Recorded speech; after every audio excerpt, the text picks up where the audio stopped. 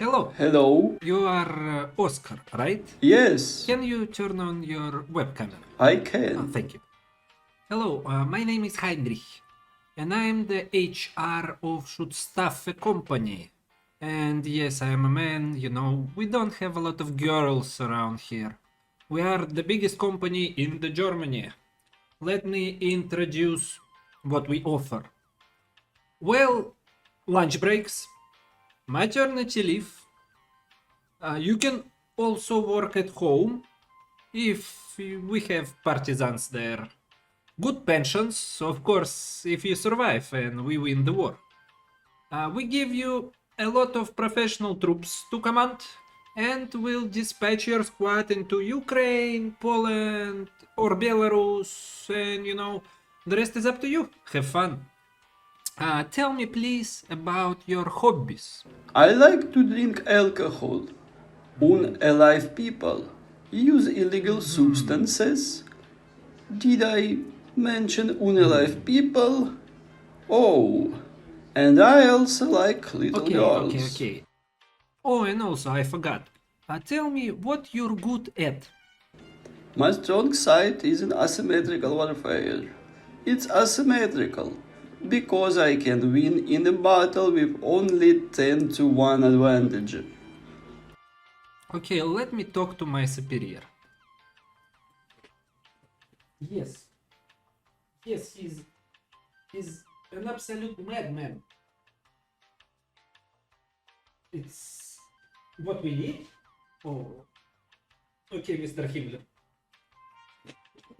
Okay, you're now employed.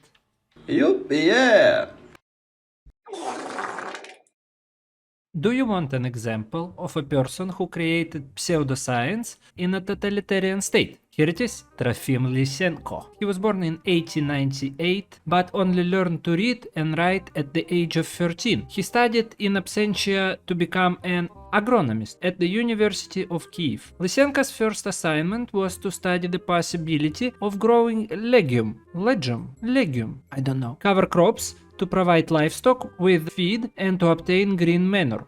The winter of 1925 and 1926 was mild, and Lysenko's piece survived. An officially assigned journalist wrote an editorial in Pravda that praised the achievements of the moderately educated peasant and greatly exaggerated the result of the project. The Pravda journalist himself wrote the following: "If you judge a person by first impressions, then this Lysenko leaves you with the feeling of a toothache. God bless him, he is a sad-looking man, and stingy in word and insignificant in face. All that is remembered is his sullen eye, crawling on the ground with such a look as if at least he was going to kill somebody." Then Lysenko, already more hyped up, puts forward a new theory. They say that plants will grow better if they start growing in cold spring soil. This process was called vernalization. All biologists in the country quickly realized that the theory is absolute nonsense. But the authorities of the USSR wanted to believe in this nonsense. As a result, crops with vernalized seeds were increased in the farms of the USSR every year. To show the success of this process, Lysenko created a newspaper called Vernalization, which published false reports on how much more harvest this approach to planting seeds gives. The most offensive thing is that Lysenko was not a careerist, he was a fanatic. He sincerely believed that genetics is a pseudoscience and only anti-communists study it. He also believed in the theory of cell formation from a living substance that had no cellular structure. Understand that as you will. In 1939 and in 1948, debates between Lysenko and genetics took place. As you understand, Stalin's favorite won. But the genetics who lost their debate were detained by the NKVD, many of them died in prison. Thus, one very uneducated but very fanatical person threw my country back 20 years in the development of agriculture. This is how one person can make 200 million people go hungry. Lysenko died in 1972. I would call him a black spot in red biology. We are back again at our tier list. Magnitoborsk is a solid B tier. Continuing our program, let's talk about the Ural League. Its leader is Yanis Mendrix, a priest of the Roman Catholic Church. He was born in 1907 and became a pastor before the Second World War. Curiously, the Soviet secret services did not touch him. Although, let me remind you, in 1940 the USSR occupied the Baltic and carried out forced collectivization there. During the German occupation, an unpleasant incident happened to Yanis. In 1942, while serving in the Ostrona parish, he refused to bury a German policeman killed by partisans, according to Christian rites, since it was known that he had a concubine. The German soldier did not repent of breaking the seventh commandment, do not commit adultery, before his death, and therefore could not be buried as a Christian. In short, Medrix had to hide in basements until the end of the war. After the war, he was able to resume open pastoral work, which is again surprising. In 1950, he was arrested and sent to Riga prison. In 1951, he was sentenced to 10 years in a labor camp for organizing anti-Soviet nationalist gangs and anti-Soviet agitation. He was sent to the Vorkuta Coal camp. In 1953, Stalin died. This caused unrest in the river camp, where Yanis was serving his sentence. The prisoners hoped that in connection with Stalin's death, an amnesty would be declared for all prisoners, or at least that they would all be informed of their sentences. The amnesty did indeed take place, strangely enough, but it was carried out by Beria, although only criminals were amnested.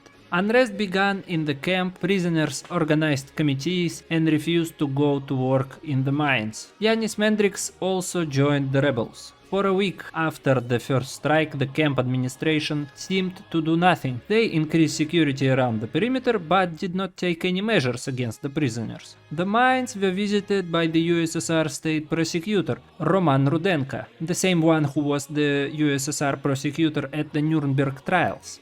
However, on July 26, a crowd stormed the maximum security penal camp, freeing 77 prisoners. On July 31st of 1953, camp commander Dirlewanger began mass arrests of saboteurs. The prisoners responded by building barricades. The next day, August 1st, after more bloodless clashes between prisoners and guards, Dirlewanger ordered direct fire into the crowd. One of the bullets that day also found Yanis Mendrix, and the rebellion was crushed. As you can see, the biography of this man was made into a focus tree to Ural League.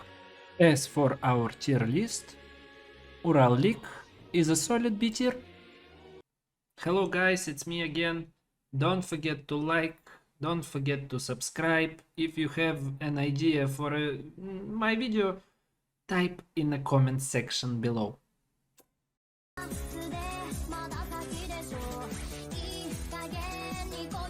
Unfortunately, it's Orsk time.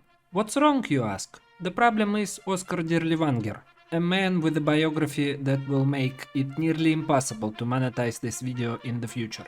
Now you will be watching my verbal gymnastics as we talk through his life. One of the most brutal and vile men on this planet. He was born in 1895 in southern Germany. In 1913 he was drafted into the German army and later fought in World War I. Dirlewanger's experiences at the front, his intoxicating violence and barbarity shaped his later life and methods of terrorist warfare, as well as his amoral personality, shaped by sadistic tendencies toward women and alcoholism. By the end of World War I, Dirlewanger was described in one police report as mentally unstable, a violent fanatic and alcoholic who had a habit of flying into rages under the influence of drugs. And it will get even worse. In the interwar period, Oscar tried to get different jobs, but he was fired from all of them for fraud, corruption or embezzlement.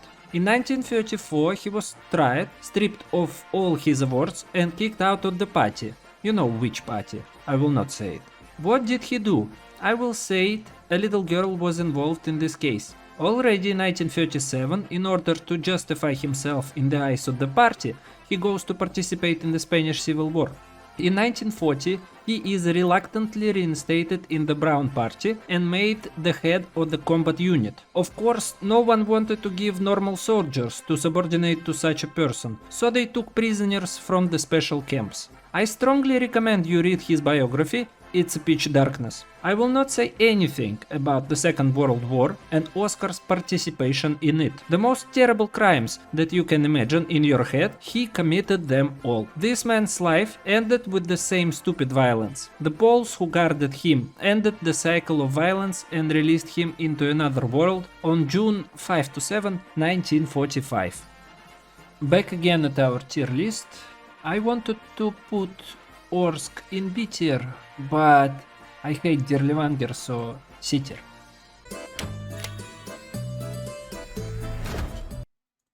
Zlatoust and its permanent leader, Evgeny Dragunov.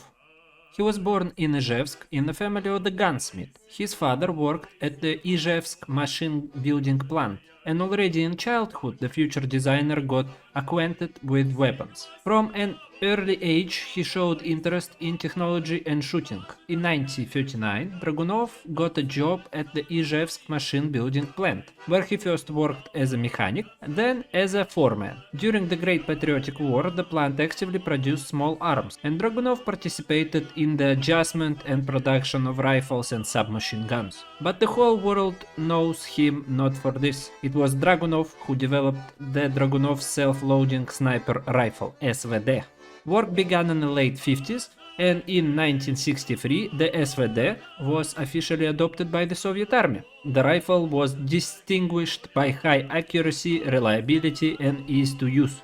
It became the world's first purpose-built self-loading sniper rifle and had a major impact on the development of small arms. He died in August 4, 1991 in Izhevsk, where he was buried. Back again at our tier list, I think it's also a B tier. The last stop in the Urals is Orenburg. Here two brothers, Burba and Malenkov, are waiting for us. Let's start with Burba. Alexander Adolfovich Burba, damn, that's a really bad patronymic. He was born in 1918, entered the chemistry department of Rostov University and successfully graduated it. With the outbreak of the war, he moved to the Orenburg region and began working at the defense enterprise Mednogorsk copper and sulfur plant. In 10 years, Alexander worked his way up from an ordinary engineer to the director of the entire enterprise. In 1957, an experimental dust processing section began operating in the chemical workshop, where they began producing a new product, the semiconductor metal germanium, in germanium concentrate. As a result, already in 1960s, the Soviet Union was able to refuse to import the semiconductor, which was required for the electronics industry, and in the 1970s began exporting it and becoming the world leader in germanium production. As the director of the city-forming enterprise, Burba was the first person not only at the plant but also in fact the main person of Mednogorsk. During his management, a basketball court, a small pond with a beach, and a community center were built. In short, he was so good that in 1971 he was appointed rector of the Orenburg Technological University. In general, this uncle treated the work assigned to him with high quality his entire life. He died in 1984.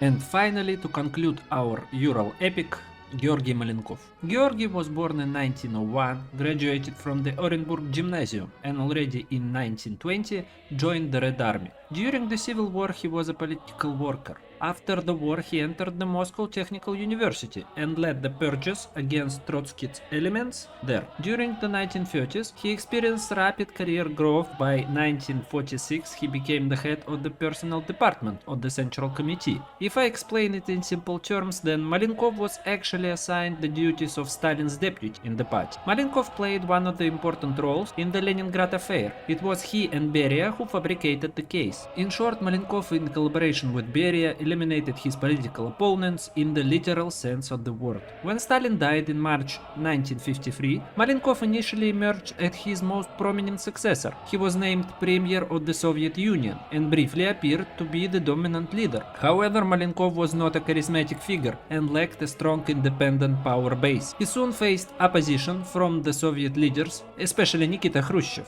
who became first secretary of the Communist Party. In the summer of 1953, Beria was arrested and executed, weakening Malenkov's position. By 1955, Malenkov was forced to resign as a premier and replaced by Nikolai Bulganin, though he remained a member of the Politburo. In 1957, Malenkov joined a group of senior officials, including Vyacheslav Molotov and Lazar Kaganovich, who attempted to remove Khrushchev from power. This effort, known as the Anti-Party Group, failed, as Khrushchev rallied support in the Central Committee. Following this political defeat, Malenkov was expelled from the Presidium and reassigned to manage a hydroelectric power station in Kazakhstan, a humiliating demotion from the height of the Soviet politics. Malenkov spent the remainder of his life in relative obscurity. He died on January 1988 in Moscow at the age of 86 and was buried at the Kuntsevo cemetery.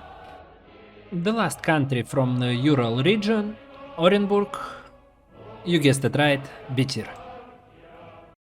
Thank you for watching, subscribe, and I will see you in the next video.